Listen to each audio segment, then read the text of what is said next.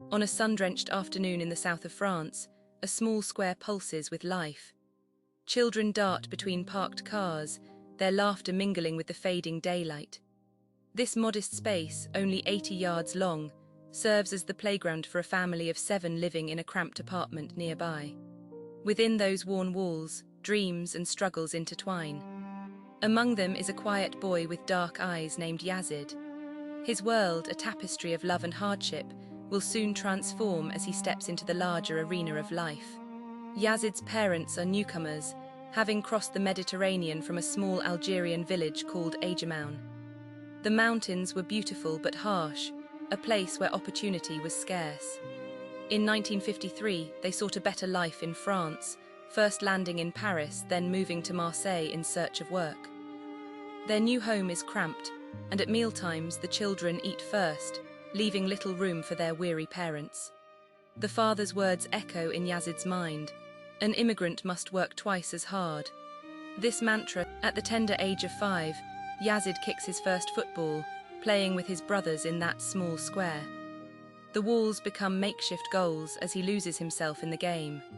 School is a struggle, but the moment the ball touches his feet, he transforms. His eyes see possibilities that others overlook. By 9, he joins a local team, earning the role of captain. Yet he remains just another boy among thousands, lost in the suburb. In December 1986, a nearby town hosts a training camp, inviting 30 young boys for a chance to impress scouts. Among them is Jean Varaud, a 67-year-old man who has come to see a different player. But when that boy is overlooked, Varaud nearly leaves. Instead, he stays, and what he witnesses changes everything. A thin, quiet boy from Marseille moves with grace and confidence, dancing past defenders as if orchestrating a symphony. Varaud watches. That night, Varaud makes a call, igniting a spark for a boy named Zidane. Weeks later, at just 14, Zinedine arrives at the club, overwhelmed and shy, missing the warmth of home. Teased for his Algerian roots, his temper flares, leading to an incident where he punches a peer. As punishment, he scrubs the dressing rooms, but Varaud remains a guiding light, imparting wisdom. Anger is not your enemy, but you must learn. At 17, he steps onto the professional stage, his career accelerating. By 1996, he's in Italy, playing for one of Europe's giants. The world watches intently, but nothing prepares them for what unfolds in the summer of 1998. France is the host of the World Cup, an event that unites a nation in hope and anticipation. As the team progresses through the tournament, defeating Italy and Croatia, they reach the final. On July 12, 1998, they face Brazil, the reigning champions. Skeptics abound, but in the 27th minute, a corner kick sets the stage. Zinedine surges, rising above the Brazilian defenders, his head striking the ball with precision. The net ripples, France leads 1-0. Just before halftime, another corner beckons. Zinedine rises again, alone in the air, and scores. The crowd erupts as France takes a commanding 2-0 lead. As the second half unfolds, a third goal seals the victory. France triumphs 3-0. The streets of Paris overflow with celebration, a jubilant cacophony of joy. Flags wave and strangers. Amidst the revelry, a giant image of Zinedine Zidane illuminates the Arc de Triomphe, the words Merci Zizou glowing brightly. The boy from La Castelane has become a national hero. The years following 1998 are golden. He captures the European Championship in 2000, earning accolades as the world's best player. In 2001, he makes a historic transfer to Real Madrid, the most expensive player in football history. His first season becomes on May 15, 2002, Real Madrid faces off in the Champions League final. At 1-1, just before halftime, a teammate delivers a high ball. Zinedine watches as it falls from the night sky. Instead of controlling it, he swings his foot. The ball soars, a perfect volley, crashing into the top corner of the net. The crowd erupts in a frenzy, the goal immortalized in football lore. Real Madrid claims victory, and Zinedine's by 2006, the weight of years rests upon Zinedine. At 33, he's won every title imaginable, yet his body aches. A decisive moment arrives in April when he quietly informs his teammates of his decision. "I quit," he acknowledges his limits, preferring to walk away at the top. As the season concludes, the club president offers Zinedine a blank check, a proposal to stay. He ponders for a fleeting moment before shaking his head. "No, I don't want any more." His path is clear, one last. The 2006 World Cup in Germany is meant to be his grand finale. With each match, he guides France with calm determination. In the quarterfinals, he faces Brazil again, scoring a penalty. France wins. In the semi-finals, he nets another penalty against Portugal. The world anticipates his final act as the final match approaches. On July 9, 2006 in Berlin, France confronts Italy. Zidane strikes early with another penalty, In the 110th minute, tension hangs thick in the air. Zinedine walks the pitch, an Italian defender trails closely behind. They exchange words, the atmosphere charged with unease.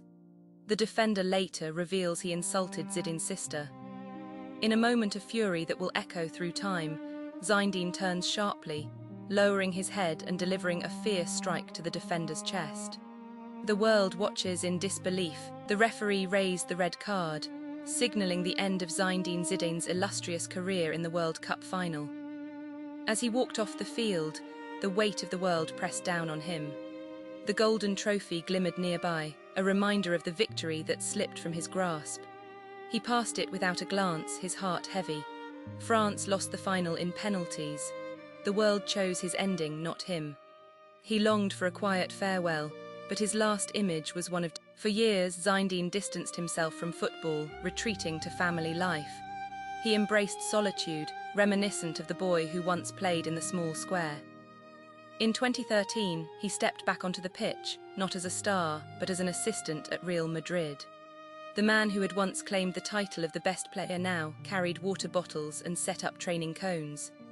He stood quietly behind Carlo Ancelotti, absorbing knowledge and wisdom. Each morning, he arrived early to prepare the training ground, smoothing the grass, arranging the cones before the young players arrived.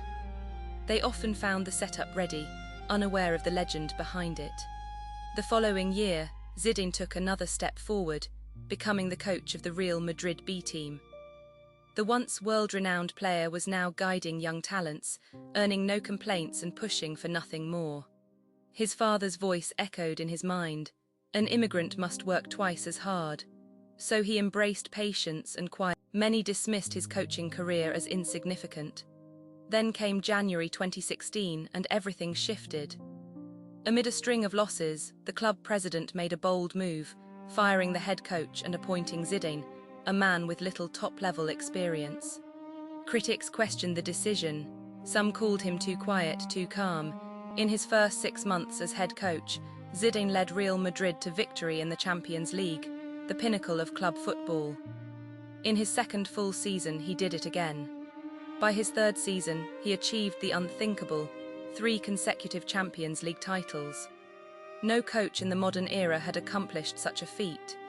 The last team to do so was Bayern Munich in the 1970s, over 40 years prior. And now, the quiet boy from La Cap. People often asked him how he managed such success. His answer was consistent. He was not a tactical genius. Instead, he was a manager of people. He understood the complexities of the dressing room. He had spent nearly 2 decades as a player, learning from many coaches and navigating the egos of great talents. The challenge of managing superstars like Cristiano Ronaldo, Sergio Ramos, and Luka Modric was daunting. But he communicated with each player, treating them with respect. In return, they gave their all on the pitch. Sergio Ramos, the captain, remarked on Zidane's ability to translate his playing talent into coaching. It was respect, not fear, that fueled their loyalty. On May 26, 2018, Real Madrid triumphed over Liverpool, clinching their 3rd Champions League title in a row. Just days later, Zidane called a press conference. Journalists rushed in, uncertain of the news. Seated next to the club president, Zidane's expression was serious. Then he uttered the words, "I have decided not to be the coach of Real Madrid next season." His voice remained steady as he explained the need for change. He professed his love for the club and for the president, yet insisted on departing. Then came the phrase that resonated throughout football history: "You have to know when to quit. This is the right." The journalists were bewildered. He had just achieved unparalleled success, so why leave now? Zidane clarified, "I want to leave when everything is going well. I did it as a player and now again as a coach." This was the moment he had sought to reclaim, an exit on his own terms. No, the club president, filled with sadness, acknowledged Zidane's decision, saying, "When Zizou makes a decision, the only thing we can do is accept it and respect it." And with that, he walked away on his own terms. A quiet boy once lived in a cramped apartment, sharing space with 7 others. His parents, immigrants from Algeria, instilled in him the belief. Every day he frequented the small square with dreams in his heart. In a neighborhood where many lost hope, he persevered, becoming a symbol of triumph for France. In 2006, he sought to retire at the pinnacle of his career. He uttered 2 words, "I quit," rejecting any temptation for more. But that farewell was stolen in Berlin, leaving him to walk past a trophy. Years later, he returned to football, first as an assistant, then as a coach, ultimately breaking a record that had stood for decades. When he reached the summit again, he did what he had been denied before. He exited gracefully, on his own terms. Great athletes are remembered for their prowess, but Zidane is also celebrated for understanding the art of leaving. He once reflected, first a Kabyle from La Castelane, then an Algerian from Marseille, and then a Frenchman. He never lost sight of his roots. Perhaps that was why he continued to learn about his journey. He grasped the importance of knowing when to walk away, not from failure, and you too may understand this feeling. Somewhere in your life there might be a door you hesitate to close. Walking away with dignity while all seems well is a courageous act. Thank you for joining me on this journey. It takes time for stories like this to Now I leave you with a question. In your life, have you ever walked away while things were still good? Share your thoughts. I read them all. Until next time, my friend, keep moving forward one word at a time.